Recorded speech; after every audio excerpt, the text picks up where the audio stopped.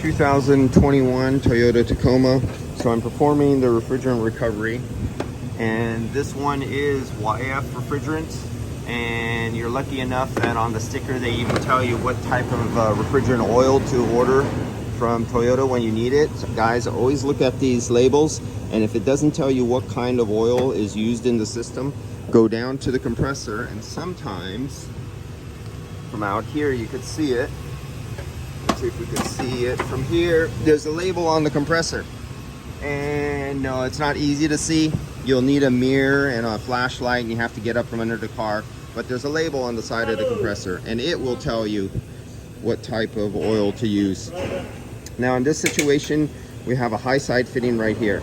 Now if you see, this high side fitting is larger here than it is here. This is your liquid line. This is your high pressure discharge from the compressor vapor line.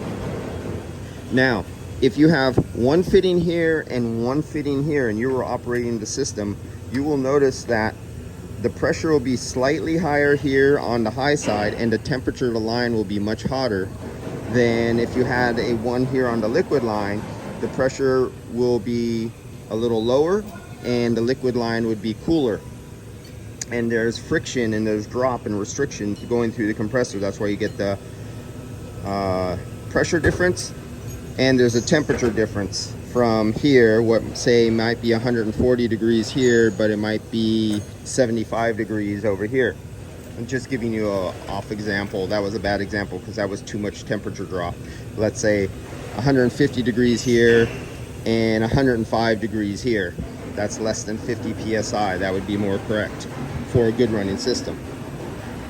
But I was watching a YouTube video last night from an air conditioning school in Nigeria, and the teacher was giving a class on how to recover refrigerant, and there was two videos. One video, he used a recovery machine to recover refrigerant, but he hooked on to the high side fitting, and he had the high side fitting open, and he was looking at the gauges through the sight glass. And he points to the sight glass, and he's telling all his students in the class while he's recovering refrigerant, you see this refrigerant running through the sight glass, and it's all bubbly, and the bubbly is from oil.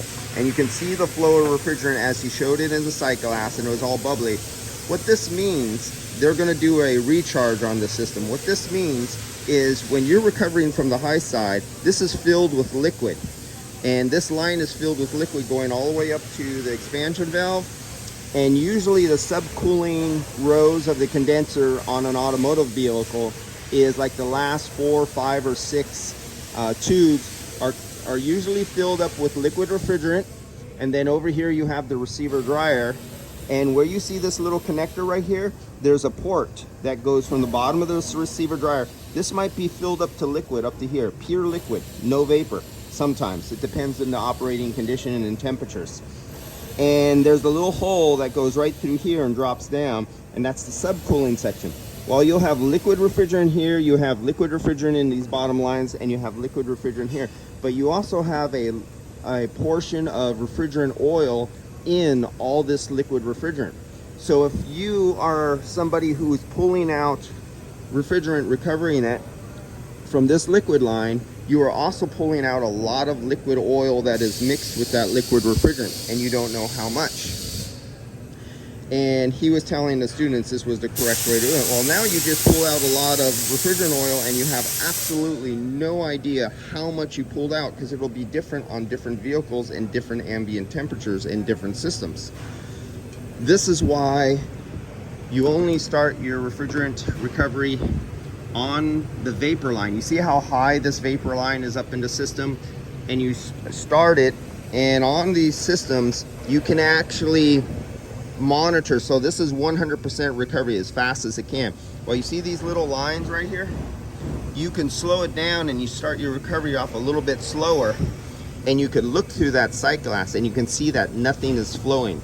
If you see nothing, if I had a sight glass right here and you see nothing is flowing through it, then you're doing it properly. If you see a lot of bubbly foaming oil going by, and you could see it going by the sight glass, then you're pulling out oil. You do not want to do that. And this guy from the school in Nigeria, who was the instructor, where people have to pay to go money to learn how to do automotive air conditioning was teaching this method. That was a bad situation.